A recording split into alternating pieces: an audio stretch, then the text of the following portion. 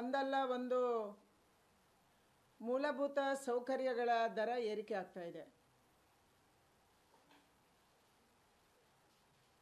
ಕರ್ನಾಟಕ ರಾಜ್ಯ ಸರ್ಕಾರ ಬಂದಿರುವುದೇ ಗ್ಯಾರಂಟಿಯ ಕಾರಣಕ್ಕಾಗಿ.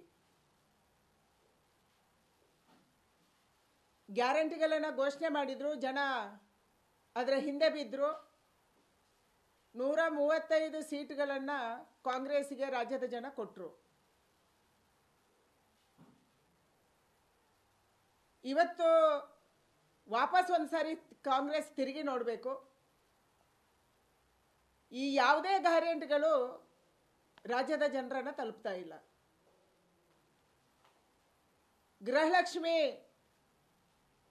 ಮನೆಯ ಹೆಣ್ಮಗಳಿಗೆ 2,000 ಎಲ್ರಿಗೂ ಕೊಡ್ತೀವಿ ಅಂದರು, ಕೊನೆಗೆ ಯಜಮಾನಿಗೆ ಕೊಟ್ಟರು. ಆದರೆ ಕಳೆದ 3 ತಿಂಗಳಿಂದ ಗೃಹಲಕ್ಷ್ಮಿ ಯಾವುದೇ ಮಹಿಳೆಗೆ ಕರ್ನಾಟಕದಲ್ಲಿ ತಲುಪಿಲ್ಲ. ಸಿದ್ದರಾಮಯ್ಯನವರು ಭಾಷಣ ಮಾಡ್ತಾ ಹೇಳಿದರು, ಮಹಾದೇವಪ್ಪ ನಿಂಗೂ ಫ್ರೀ, ಕಾಕಾ ಪಾಟೀಲ್ ನಿಂಗೂ ಫ್ರೀ, ಎಲ್ಲರಿಗೂ ವಿದ್ಯುತ್ ಫ್ರೀ ಅಂತ ಅಂದರು. 200 ಯೂನಿಟ್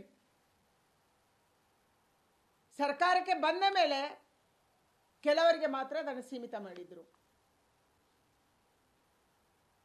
ಬಸ್ ಫ್ರೀ ಅಂತ ಹೇಳಿದ್ರು, ಬಸ್ಸನ್ನು ನಿಲ್ಲಿಸಿದ್ರು. ಕರ್ನಾಟಕ ರಾಜ್ಯದಲ್ಲಿ ಎಷ್ಟು ಬಸ್ಸು ಓಡಾಡ್ತಿದ್ವೋ ಅಷ್ಟು ಬಸ್ಸನ್ನು ಇವತ್ತು ಡಿಪೋದಿಂದಲೇ ಬಿಡ್ತಾ ಇಲ್ಲ. ರಾಜ್ಯದ ಮಹಿಳೆಯರು ಕೇಳ್ತಾ ಇದ್ದಾರೆ, ನಮಗೆ ಭಾಗ್ಯಲಕ್ಷ್ಮಿ ಕೊಡಿ, ಅದಕ್ಕೂ ದುಡ್ಡಿಲ್ಲ. ಗೃಹಲಕ್ಷ್ಮಿ ಕೊಡಿ, ಅದಕ್ಕೂ ದುಡ್ಡಿಲ್ಲ. ಸಿದ್ದರಾಮಯ್ಯನವರು ಒಬ್ಬ ಹಣಕಾಸು ಸಚಿವರಾಗಿ ಮೊನ್ನೆ ಮಾಧ್ಯಮದವರು ಕೇಳಿದ ಪ್ರಶ್ನೆಗೆ ಹೇಳ್ತಾರೆ, ನಿಂತಿದೆಯಾ ಅಂದರೆ ಒಬ್ಬ ಹಣಕಾಸು ಸಚಿವರಿಗೆ, ರಾಜ್ಯದ ಜವಾಬ್ದಾರಿ ಹೊತ್ತಂತ ಮುಖ್ಯಮಂತ್ರಿಗೆ ಗೃಹಲಕ್ಷ್ಮಿ 3 ತಿಂಗಳಿಂದ ನಿಂತಿದೆ ಅಂತ ಗೊತ್ತೇ ಇಲ್ಲ. ನೀವೇನು ಸರ್ಕಾರ ನಡೆಸ್ತಾ ಇದ್ದೀರಿ? ರಾಜ್ಯದ ಮುಖ್ಯಮಂತ್ರಿಗಳೊಂದು ಸುಳ್ಳು ಹೇಳಿದರು. ಮೆಟ್ರೋದ ರೇಟನ್ನು ಏರಿಸಿರೋದು ಕೇಂದ್ರ ಸರ್ಕಾರ ಅಂತ ಹೇಳಿ. ಬೆಂಗಳೂರಿನ ಮೆಟ್ರೋದ ಜೊತೆಗೆ ಒಪ್ಪಂದ ಇದೆ. ಕರ್ನಾಟಕ ರಾಜ್ಯ ಸರ್ಕಾರ ಇದರ ಜವಾಬ್ದಾರಿಯನ್ನು ಹೊರಬೇಕು. ಕರ್ನಾಟಕ ರಾಜ್ಯ ಸರ್ಕಾರ ಒಂದು ಕಮಿಟಿಯನ್ನು ಮಾಡಬೇಕು.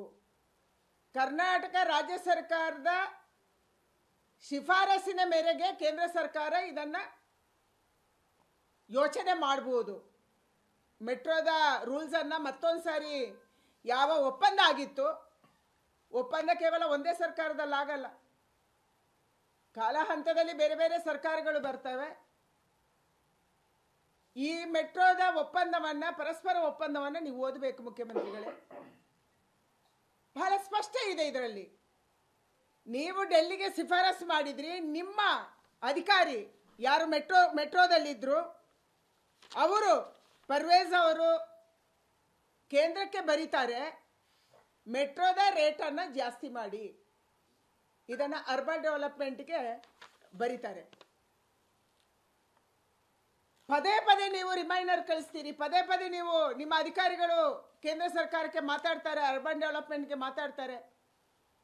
ನಿಮ್ಮ ಒತ್ತಡ, ನಿಮ್ಮ ಫೋನ್ಗಳು, ನಿಮ್ಮ ಪತ್ರಗಳು ಈ ಕಾರಣಕ್ಕಾಗಿ ಕೇಂದ್ರ ಅನುಮತಿ ಕೊಡ್ತು. ಆದರೆ ಎಷ್ಟು ಏರಿಸಬೇಕು ಇದನ್ನು ನೀವೇ ಮಾಡಿದ್ರಿ. ಮುಖ್ಯಮಂತ್ರಿಗಳು ಹೇಳ್ತಾರೆ ಇದು ಕೇಂದ್ರ ಸರ್ಕಾರದ್ದು, ದುಡ್ಡು ಬಂದಿಲ್ಲ ಕೇಂದ್ರ ಸರ್ಕಾರ, ಅಕ್ಕಿ ಬಂದಿಲ್ಲ ಕೇಂದ್ರ ಸರ್ಕಾರ. ಇವತ್ತು ಕೇಂದ್ರ ಸರ್ಕಾರದಲ್ಲಿ ಅಕ್ಕಿ ಕೊಡಕ್ಕೆ ರೆಡಿ ಇದ್ರೂ ಕೂಡ ನೀವು ತಗೊಂತಾ ಇಲ್ಲ. ಕೇಂದ್ರ ಸರ್ಕಾರ ಬಹಳ ಸ್ಪಷ್ಟವಾಗಿ ಹೇಳಿದೆ, 28 ರೂಪಾಯಿಗೆ ಕೇಂದ್ರ ಸರ್ಕಾರ ಅಕ್ಕಿ ಖರೀದಿ ಮಾಡುತ್ತೆ, ನಿಮಗೆ 22 ರೂಪಾಯಿಗೆ ಕೊಡ್ತೀವಿ, 22.5 ರೂಪಾಯಿಗೆ. ಎಷ್ಟು ಬೇಕು ಅಕ್ಕಿ ತಗೊಳ್ಳಿ ಅಂತೇಳಿ.